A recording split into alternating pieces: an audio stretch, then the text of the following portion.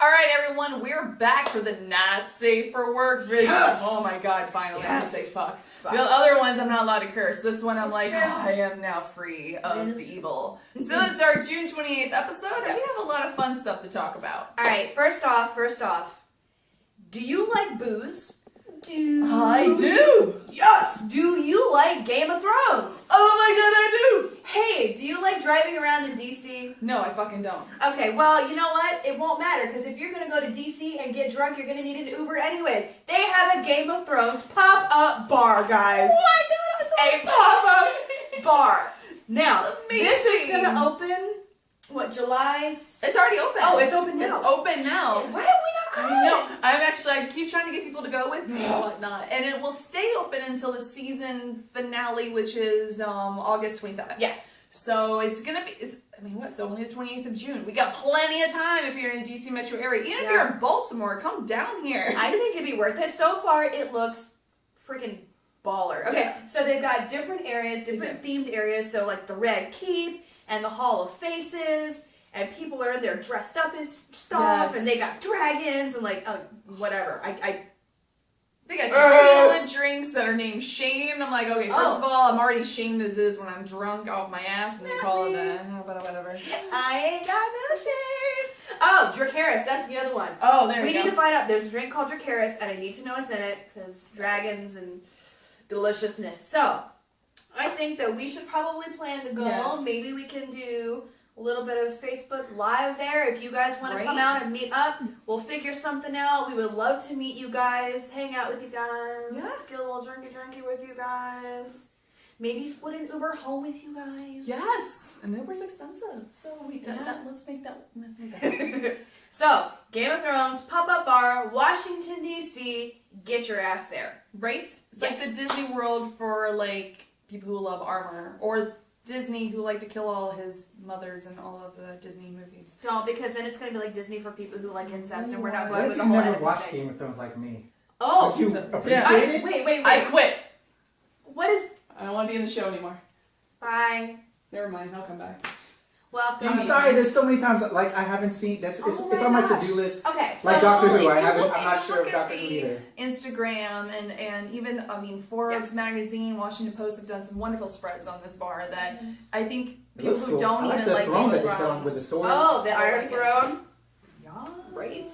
So I think you're gonna like it regardless, even if you're not a big Game of Thrones. I think you'll like if you like nerds and dressing. Yeah, you like dressing up. You like all this. I think you'll like it. Yeah, I mean, you don't have to be a fan of the show really to appreciate a good drink and a fun bar. All right. However, if you have not seen Game of Thrones, I don't know what the hell's wrong with you. Go. Are you and Rob gonna let me borrow season 1? We don't have it, but if you get HBO, Rob got me right.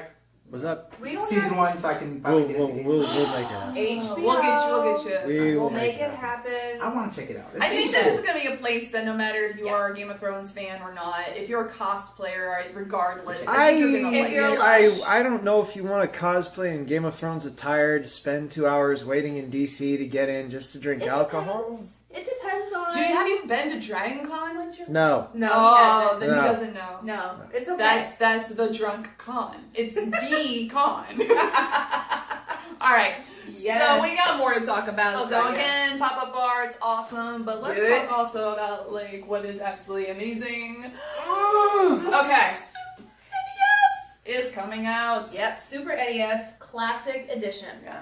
Now, for those of you who remembered what happened when the NES came out, it was a limited run. They only made how many? Like 500 or something? It was ridiculous. So they sold out fast. Everybody's grabbing for them. Scalpers got them. The little fuckers. Put it on eBay for like $5,000. They cut them all. Sorry. Go on. Yeah. So hopefully they're going to make a bit more of the Super NES ones. And I wasn't overly thrilled about it because of what happened with the first round of things. But, big old but. They just listed the 21 games that they have preloaded on there. I am a giant Yoshi Mario nerd. They've got Mario RPG on there. They've got a Mario World. They've got Yoshi's World or Yoshi's Island. So, freaking little Yoshi. What else? They have Final Fantasy 3. Oh yeah. They're gonna. So that's what I'm hyped for. I'm super stoked right now because I've been playing FF3 on another system right now. Just catch up, get my nostalgia on. But they're gonna have Contra 3. Guys. Oh my god, okay, so all these like ungodly, disgusting noises. Contra fucking 3. So I'm super stoked about that. Any other games that you're excited about on there? Zelda, right? Yes, Zelda, Link to the Past, I believe so, yes. A Castlevania game, guys. Castlevania seriously. was my shit growing up too. So, and I think what was beautiful about it is being on the Super NES. The soundtrack still holds up to this day, in my opinion. But yeah, I'm just really excited. I'm a little jaded because I waited in line for like 3 hours. Shut the fuck up! Wow. Go away. Who needs that? I used to have one of those Who's got too this? back in the day. I hate you. Go away. Yeah. No, But again, it's not hooked up. I know it's not. This is right. It was hooked up. I just showed it so I could show off. I don't believe it. Whatever. But yeah, so Lion. I'm like I said, I'm a little jaded because I know. I was online in lines for hours, and I saw them on eBay like within an hour being sold for thousands of dollars. And I think Nintendo had a bust when it comes to their marketing ploy. Because I was like, Yeah. what is the point? They would have made millions. They if really they had could've. just left it up. They should just screw making any new ones. Just keep putting the old ones out. But Because they even do it with a lot of their systems. Didn't Yeah. they do that with the Switch? yeah, I mean, Yeah. I don't know. I know they want something to be, valuable, and they want it to have a high price on the market, and they want people to want it, but you don't go about it that way. Give people a chance. Let us enjoy it, because, like, my childhood, Yeah. that was my first... No, I lied. Damn it, you're making me lie, Patrick. I'm picking it up from you. I am such a truthful and honest person. Oh I my am. gosh. Angel. So You messed see up. this, Taylor? Angelic. No, my first system at the house was I got actually in television, and if you don't know what in television was, it was kind of like the Atari. Oh But yeah. similar. Coleco, right? So, yeah, so they had, like, we played Galaga and, like, Okay. racing games, but, like, the first system that I really can truly appreciate was when we got the Super Nintendo. Mm. I mean, we used to sit there and play Mario forever. Mom, I can't beat this level! She would come in and, like, beat it for us, because my mom's freaking baller. And, Mom, if you're actually watching this, I'm gonna apologize for all the cursing. I'm love sorry, you. Mrs. Mom. But my mom was a fucking beast at Galaga, so, like, when it came to Super Nintendo and Mario, like, my mom was cool. My mom still is cool. My parents are pretty cool. They played the Nintendo like religiously. It's actually Christmas when we got the Nintendo. We come down, we're excited for Santa, and there's my mom and dad like, all right, you want to play Mario? I was like, so is this ours? And they were like, oh yeah, Merry Christmas. Maybe. So, Yeah. alright, so we got the Game of Thrones, we got the Super NES. More games. What's next? But seriously, all of those fans of ours that work for GameStop, Yeah. and especially the ones that live in our area, can you hold one for us, please? Just please. You know who I'm talking about. I don't want to put your names out there Yeah, because I have quite a few friends that work at GameStop. We each want one, right? We so all do. we need So like three? three Just three. Three? Only three. Super Nintendos, please. Yes. I'm talking to you. Know who I'll I'm show you talking some to. leg. I'm Right just here. saying. Please. Like, don't you Please. want to be a star? Alright, sorry. Alright, so I'm a preacher. I know All right. you and Rob, and actually, Yes. Rob, you come in here and talk about preacher because I don't watch the show. All right. Come on, baby.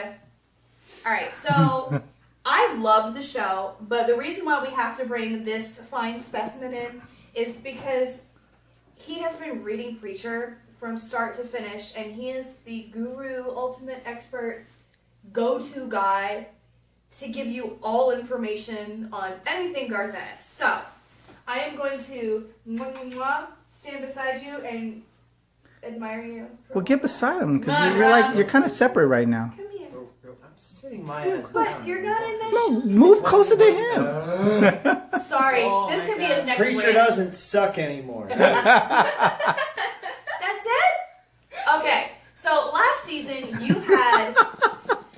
It was kind of a spin-off of Preacher from what you read in the comics. I should be on this so she's not alone. It's like the drunk thing. It was a spin-off, but it wasn't really true to what the comic book was. And a lot of people were a little upset about that, but people who didn't know Preacher really didn't mind. It was still a great series, and it was fun to watch, but it was not quite what everybody expected. And God bless Seth Rogen for trying to do this, because this is one of those shows that people really didn't expect to come into being in terms of, here's a show for everybody to watch. But God bless the fact that it's on AMC, because season 2 has kicked off with a bang. You had episode 1 that aired on Sunday night. You had episode 2 that aired last night. And if you want to kind of think along the lines of gore, not quite as much as Walking Dead, but I mean, Tulip has to siphon gas out of one vehicle and a hearse so they could escape the Saint of Killers who is shooting the ever-loving shit out of everything. And the only thing they have to do it with is some dude's intestines that are hanging out of his body.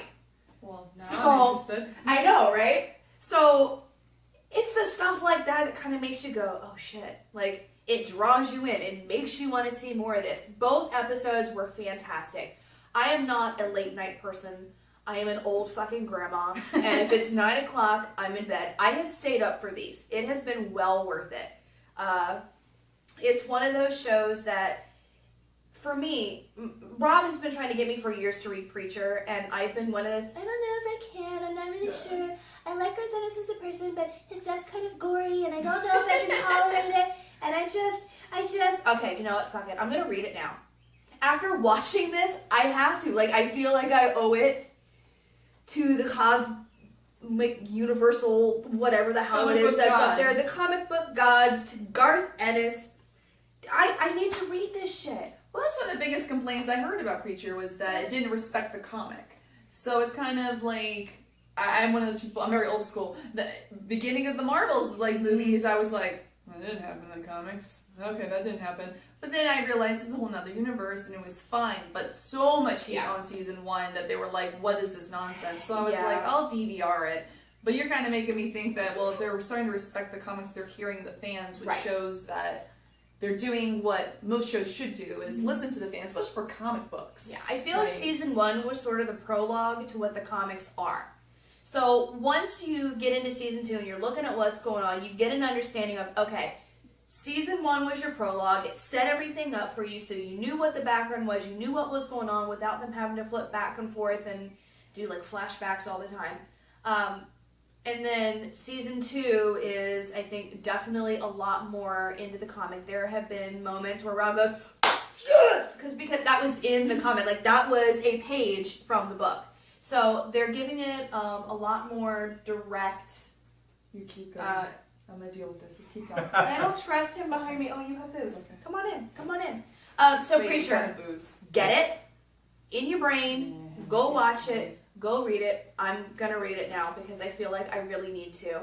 And yeah, so that's You're making me want to watch it. I just want to give a shout out to Ruth Negga. She's so pretty. I love her. Oh my god. Joe Ruth Negga, Gilgan. this is for you, girl. Mm. And other characters on the show, Joe Gilgan, who was in Misfits, which was a BBC series. That, another thing, if you haven't watched, it's on Netflix now. It's sort of a superhero take, but it's kids who were...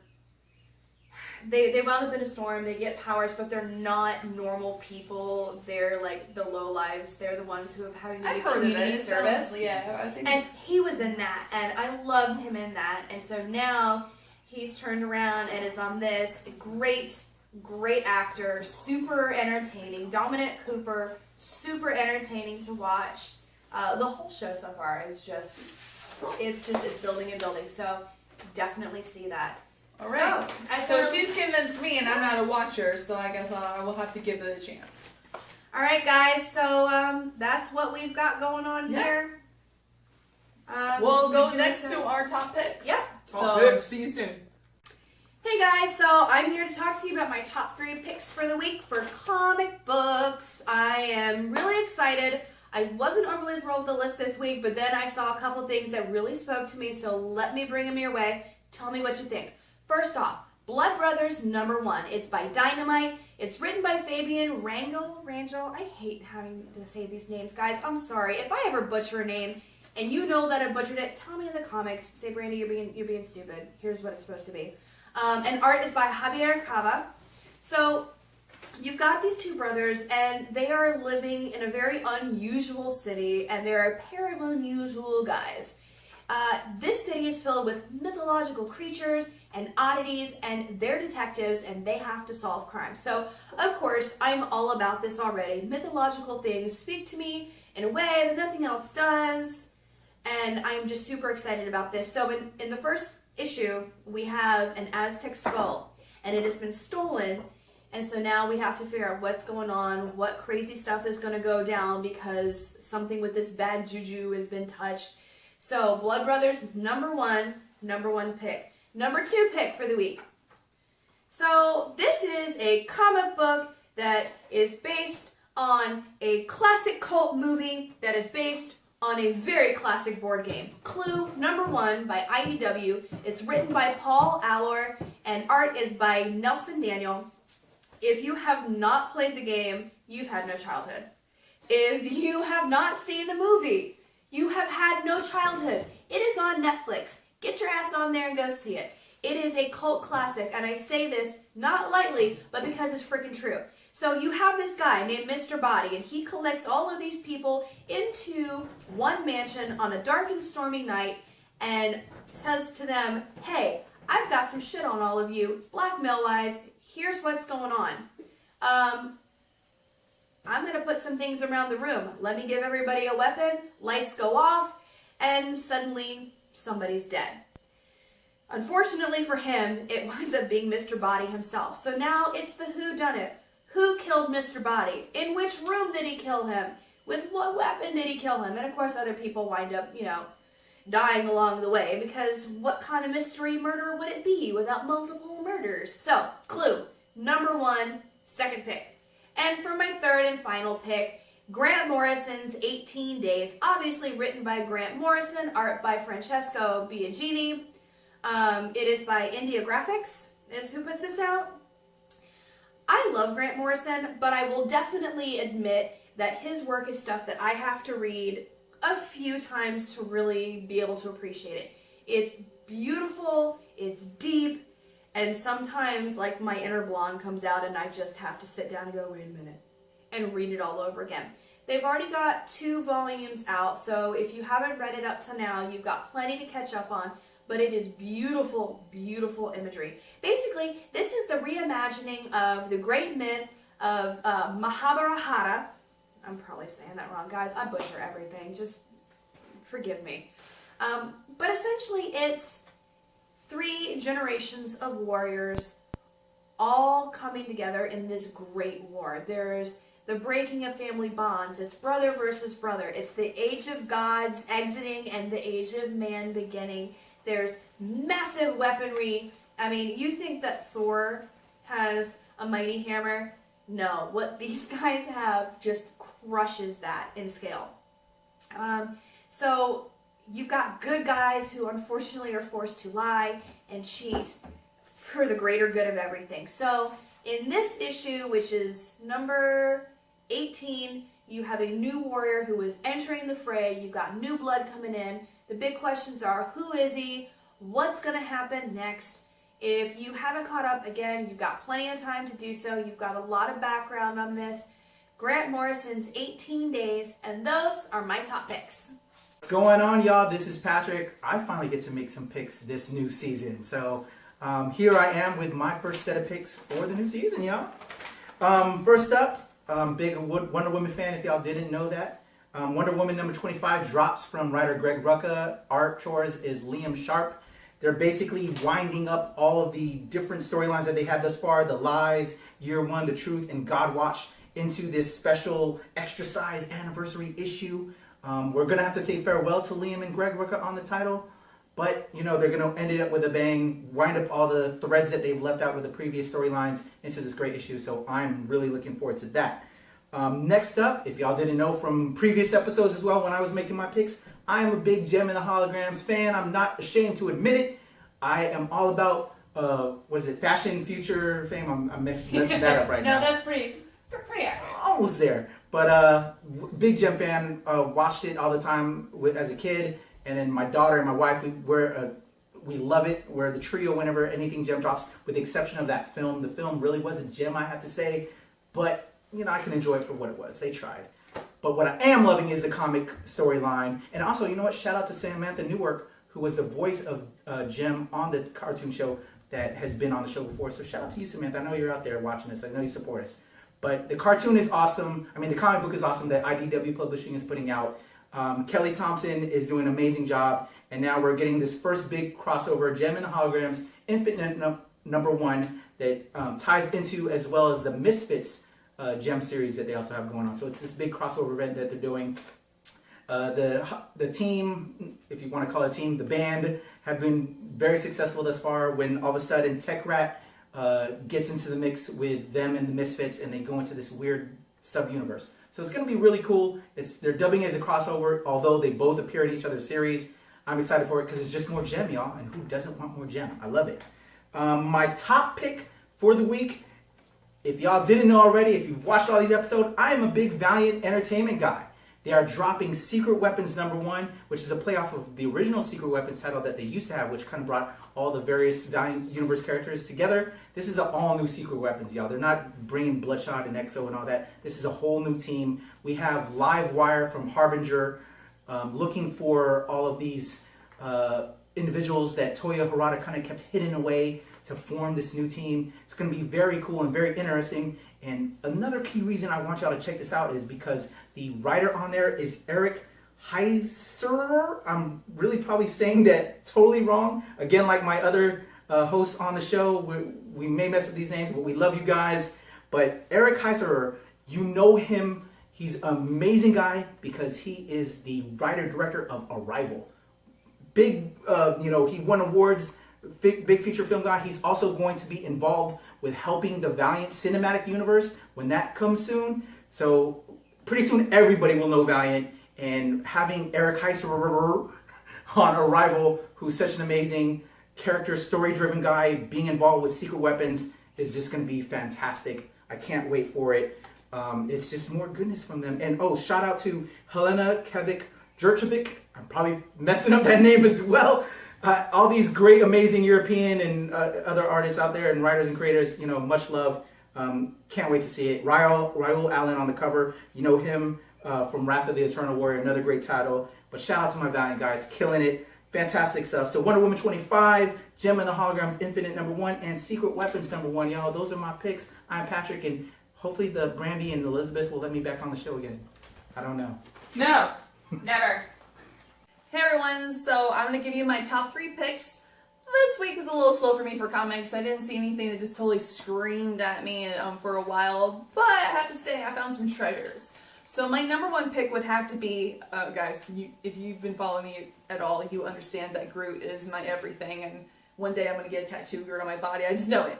But Christopher Hastings has done a beautiful job at I Am Groot, and #2 is coming out. So if you haven't been reading it, basically it's a beautiful, if you go the mind melding of Star Trek, kind of, it's melts between the movie universe and the comic book universe. The relationship with Rocket and Groot, it's just freaking adorable. It's very lighthearted, it's funny. I'm really enjoying this story, especially, really, honestly, all I could do is to see pictures of Groot, and I would be really happy. It's just I Am Groot. Okay, I don't know. It's just so much fun to read. I love the art, I love the style, and I'm kind of really excited to see where the story comes from. I find it does have a lot of emotions, and it gets a little more in depth on Groot's compulsive nature as a baby, because even though he's a baby, he's still really kind of a big troublemaker, and I think he has a little demon inside his mind maybe, but he's kind of a troublemaker in this one, so I'm really excited for that. #2, I'm going to have to say that it is Star Wars Droids Unplugged #1, and that is by Chris, forgive me, Eliopoulos. If I've screwed that up, I apologize. So I love it. When I open up the pages, it reminds me of Charlie Brown. It's one of those comics I think they're going to be for all ages. I love the style. It's very lighthearted, very childish in a way that I truly appreciate. It's about 3 stories of our droids. I mean, it's Droids Unplugged. You kind of get the our favorite droids, what happens to them during the Phantom Menace. It's just one of those things I love how that they create these Star Wars stories that it just keeps, for me, it's always fresh. So going through the pages, I really enjoyed the story. Being that it's only #1, we got a long way to go on figuring out what the story is about, but it's a lot of fun. So I totally recommend that one.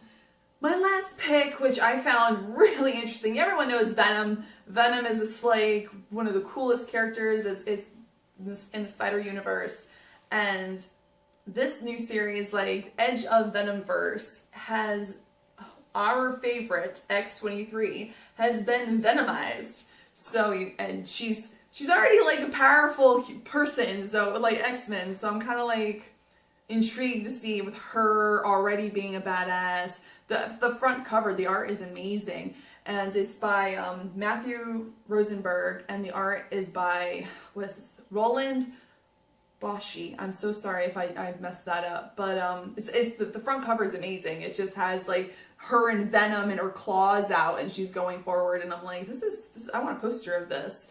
But it's interesting. It's very edgy. I love Venom. I love the Spider Universe, and I'm kind of really curious how this new Venom universe is going to kind of come into fruition. So having X-23 doing that, I'm kind of excited. So those are my top 3 picks, guys. So thanks. All right, so that's our show, everyone. So next week we're going to be at our favorite spot in the world, Painted Visions. What up, Adam? I am really excited about that. You know, it's become my new home as a Hi, comic book Funky. store. Yeah. And that's I know you're watching, Funky. Hi, Fun. Shout out to Funk. We love you, Funky. so we talked about Game of Thrones, we talked about the Super NES, we talked about Preacher, we talked about our favorite comic books and Painted Visions, and we One got more thing. one more thing. One more thing. Our favorite guys, my favorite convention of all conventions, I have to say, Baltimore Comic Con, because that's where I got my start as a comic publisher. Shout out to my man Marc Nathan, who's been putting a tremendous show for years. Them and Heroes Con, to me, are the true comic book conventions. Hell yes. For all my real comic heads out there, I know Rob and Brandy are, and I know Liz is. Baltimore Comic Con and Heroes Con are the true comic conventions. So shout out to Marc. For years, they have had the Harvey Awards as part of the comic convention, and I have always enjoyed that experience. If you've never done it, well, it's too late now because it's gone. But it was an amazing awards dinner where they give, best letter, best artist, best writer, and you're in this room with Stan Lee, with Joe Kubert, with John Romita, legends. The last time I was at Mark the Harvey Waid. Awards, it was me and Stan Sakai, shoulder to shoulder, eating dinner. That's awesome. The creator of Usagi Yojimbo. God. Oh my god. So Pretty awesome. it's fantastic. Although last year was the last year. Just announced today, as of this shooting, we shoot this the Tuesday before the Wednesday that we release this. What we got? They have a new award show they're doing. Shout out to Mike Waringo. They're bringing back they're starting actually as of this year the Mike Waringo Comic Book Industry Awards. Nice. For those that aren't familiar with Mike Waringo, he's one of the legends in the business. He was the writer-creator of Telos, which was his own independent title, but he was known for working on the Fantastic Four for the longest time. And Flash. With Mark Waid and the Flash. Yep. One of the greatest human beings on earth, if you ever met him as a comics creator. So sweet, so loving, so passionate about industry. They've now named this new award show that they're going to be doing at Baltimore. And this year, the inaugural year, the awards are being judged by not only the professionals in the business, but fans are now going to have the opportunity to vote as well. So stay tuned to that. The Ringo Awards, RINGO Awards.com, RingoAwards.com. There's going to be more information there. And as tickets come available to attend that at Baltimore Con, I highly suggest, I'm going to try and get my whole team there. It's the best experience for you as a comics fan. You're going to want to be there. Shout out to Baltimore for bringing us now the Ringo Awards. If you go to that website, they've got I tried to register for it today, and they said they would email me, and the email hasn't come through, so maybe it's just the rush from the first day. But it's as simple as Googling the con and putting in your email address and validating yourself. I'm going to put the word in, and I'm going to put it on to Randy Tischler and to Mark Nathan right now. They're watching, that love us and know us and support us. We want to go. So Sounds pretty Just awesome. saying. Oh, that does. So again, check that out. If you have, by the way, any Game of Thrones costumes, Yes. show us, share with us all your pictures. We would love to be able to highlight some of our fans on the page. So if you got game, give us what you got, and then Follow us on Twitter, on Instagram. I mean, we're gonna have he'll do all his little buttons and His stuff. magic. Our YouTube, Facebook, share, like, follow, do what you do, stalk us. I like stalkers. I have a lot of stalkers actually. you know what I'm going to do? I'm going to add to that. okay. Because we want you to like, we want you to share, we want you to subscribe. If you do all of that, and we see that, and you let us know that you've spread the word about us, I'm going to give you a prize. We have a Dude. ton of stuff in our prize closet right now that just needs to go I do to that all the awesome time. You people like never you. offered me a prize. Because she's so mean to me. I Hey, know. It's true, Do guys. all that, and the person that does that the most, and we see that, and you reach out to us, we're going to give you some. That sounds Right. good. Sounds awesome. Yeah, so that about wraps it up for Yeah. the week. If you've got nothing else to do, if you are all caught up on all your comics after you see this. So today, as of today's filming, today is 31 years ago that The Labyrinth came out. Wow. Again, movies that you can go see. So if you ain't got nothing else to do, go appreciate some David There Bowie. you go. Oh, yeah. All right, everyone. We'll see you next week, okay? Bye, guys.